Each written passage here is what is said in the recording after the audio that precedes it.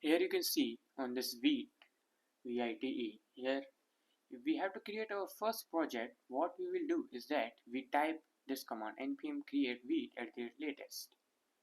So I'm using the npm. I will like copy this and then I will move to my IDE. Now here you see that I will be opening the terminal and then I will be like pasting that command and I press enter. Let's increase the size a little bit and let's also like increase the font. Yeah, okay, to proceed, definitely. And I will name client for now and it will be React, and then this will be with TypeScript.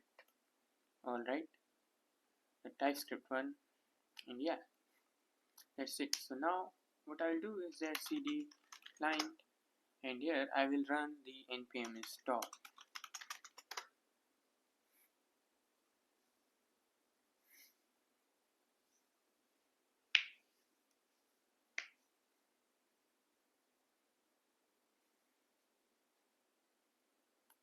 This will install all the required files. Alright, so we need to wait, and then we will first run our project, and after that we will be installing other packages which are required, like for routing, and then the text editor, and we will also configure tailwind css, like that. After that we will be done. Okay. Here you see. So this is it.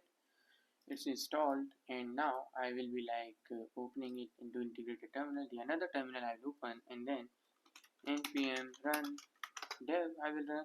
Alright, so yeah, this is for the console ninja extension, but you don't have to worry about it. Okay, I have a lot of extensions installed, but you don't need to worry about it for now.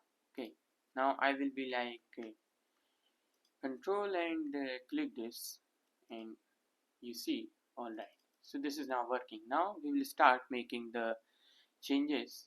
Before that we will install the required like packages. Like first we will be installing the tailwind css. So tailwind css with vite. Alright.